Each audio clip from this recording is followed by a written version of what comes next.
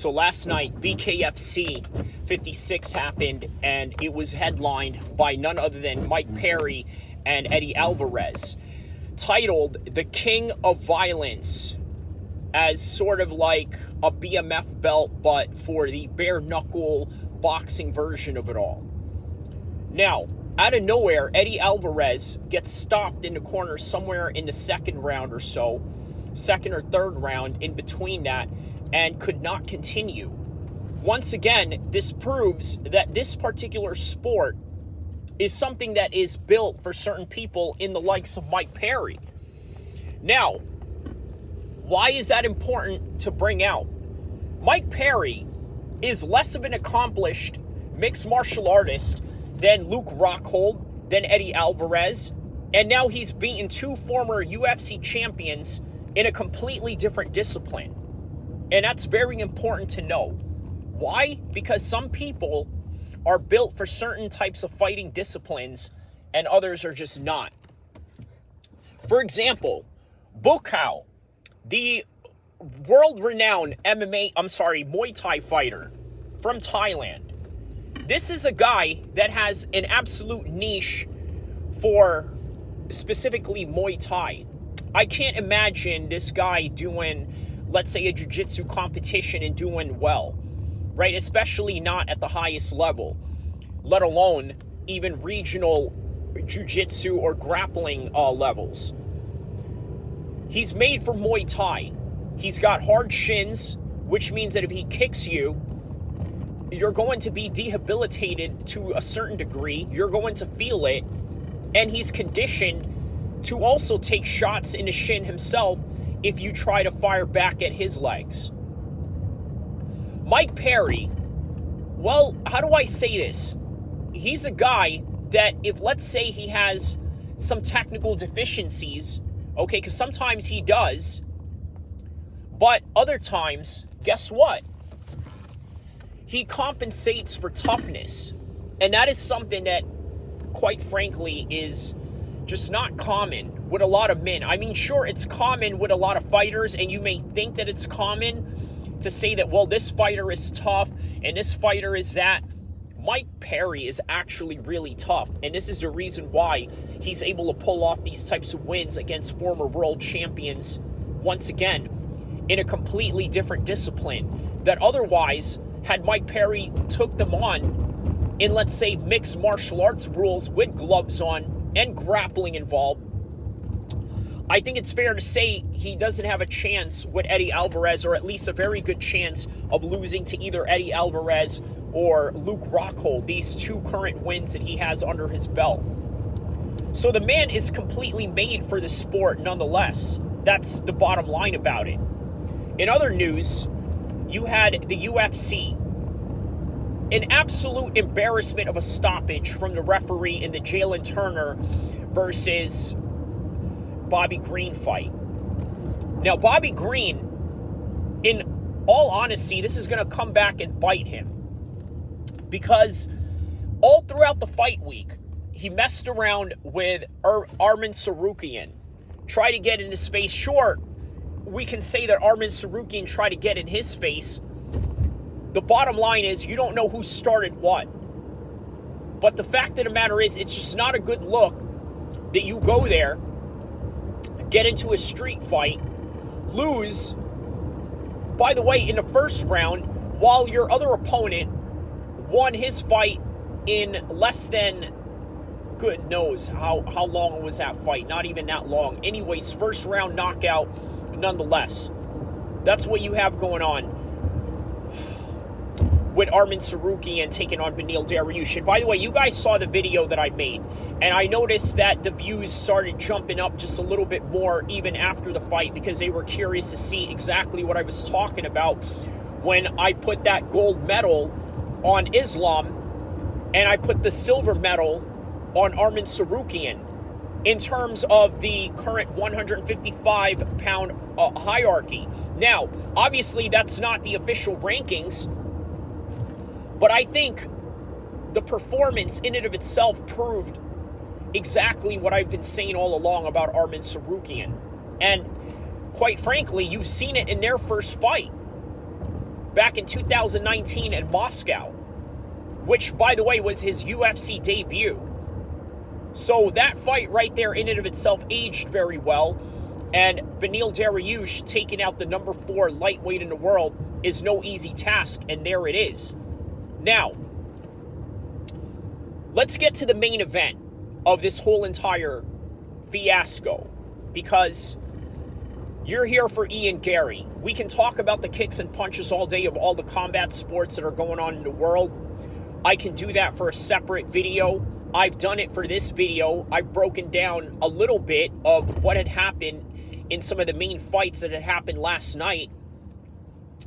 But I want to talk about something that I saw online regarding Jesse on Fire reporting Ian Garry and Neil Magny. Now, you would think Neil Magny should be out of Ian Garry's sight, right? He's moved on. He's going to face Vicente Luque in the next coming 2 weeks, by the way. Less than 2 weeks now. And Neil Magny should be far, far away from the mind of Ian Garry. And it is. Ian Garry doesn't care. But also, Ian Garry does not care that Neil Magny could potentially lose his custody battles with his kid based on the interactions they had at the press conference.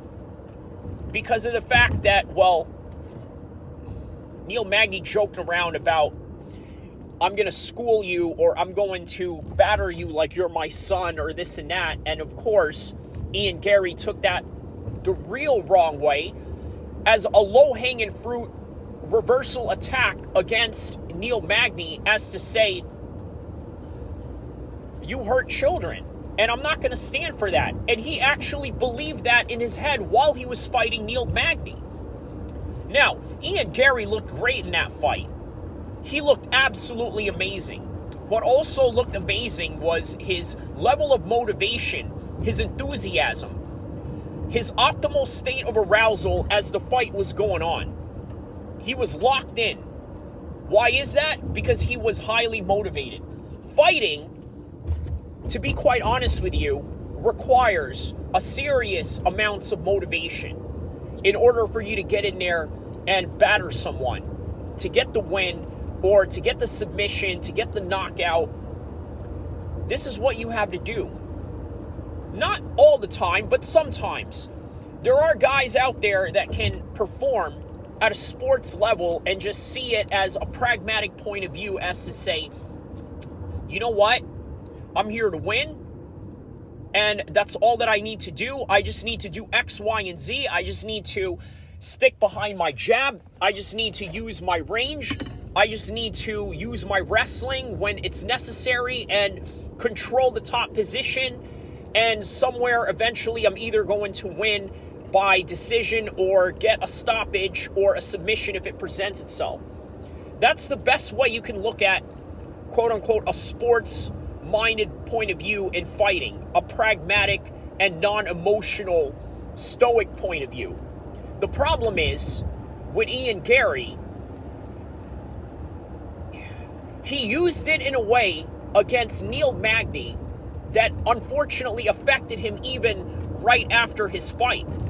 Because, again, I've never read anything about these reports of Neil Magny's current child custody battles that he has going on. But I'm going to give you some objective takes on this matter at hand. Because now, a lot of people are going to blame Ian Garry for this. And we got to ask ourselves, is the blame warranted? And my answer to that right now, and of course this can change at either times because I'm giving you all objective point of views and maybe even some subjective opinions along the way. This is the matter of fact about it. It's not Ian Garry's fault why he has child custody battles. And I know a lot of people in the MMA community who have this red pill mentality, once again, with good reasons, right? There's nothing wrong with the red pill movement or their ideas or anything like that.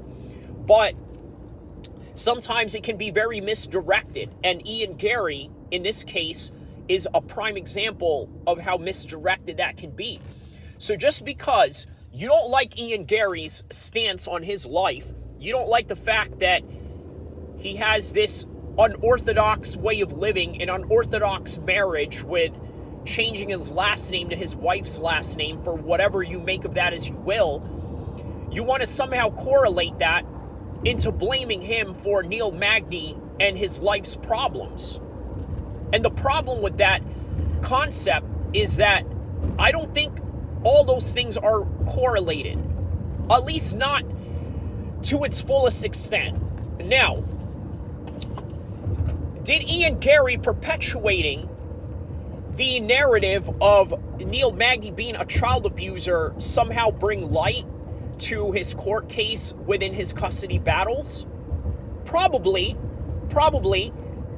The problem with that is, what is the evidence other than some MMA fighter who's fighting you, who has everything against you, who's going to use any low-hanging fruit argument to destroy your narrative before the fight and demoralize you into a fog of war? Why would you take Ian Garry's word over a press conference and correlate that to a court case in which he has some dealings with some child custody battle issues? A lot of people don't see the problem with that. But at the same time, is that the problem within our own court system, that they're willing to believe an MMA fighter that's fighting another MMA fighter that he is a child abuser? And by the way, let's address that. What exactly did Neil Magny say in full context to truly understand what it is that people are so mad about, and in particular what Ian Garry is so angry about? Well, I'll tell you.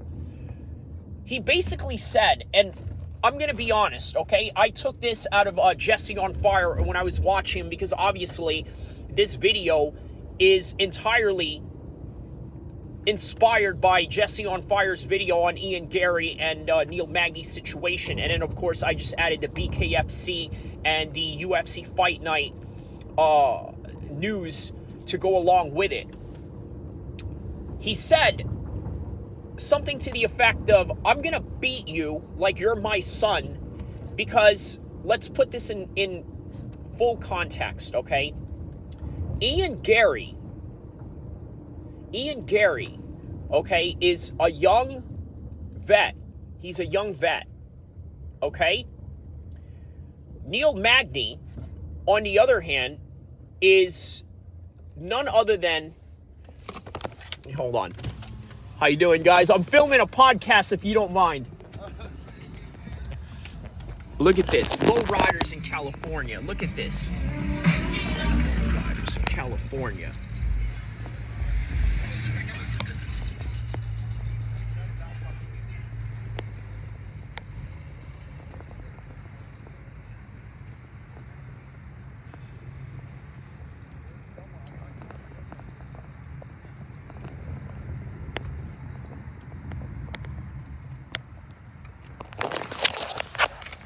See, like I told you, you never know what is going to happen in this particular channel, right?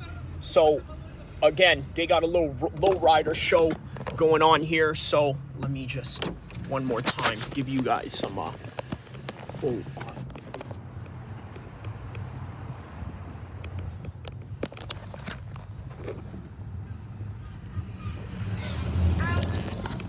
right, a little low rider show for you guys. So where was I? Look, I was leaning towards a good point with Ian Garry and Neil Magny there. I thought it was worth interfering with that.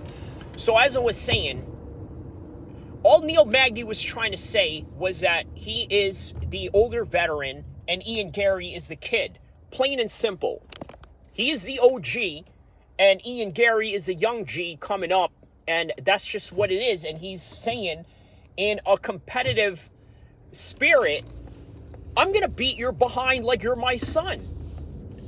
And of course, Ian Garry's going to run with that. Now, look, here's the thing that people need to understand, right? A lot of people are so upset at Ian Garry. They are upset at Ian Garry because of the fact that Neil Magny is an American hero. You guys understand that? Neil Magny served in the U.S. Army during the War on Terror era, right? This is like somebody serving as a U.S. Marine or as a U.S. Army guy or a Navy guy during the Vietnam War. Or if you served during World War II, which, by the way, you know, to some degree, a lot of people look at as even more prestigious because of the fact that, well, more people agreed with that war than, let's say, these current wars that are going on in the Middle East and elsewhere. But nonetheless, Neil Magny served his country, and to some people, they're going to look at that and say, you know what? He's a hero. Why would you do that? But also, the other side of that, what you people don't understand is that I'm not saying Neil Magny is part of this in any capacity whatsoever, but let's be honest.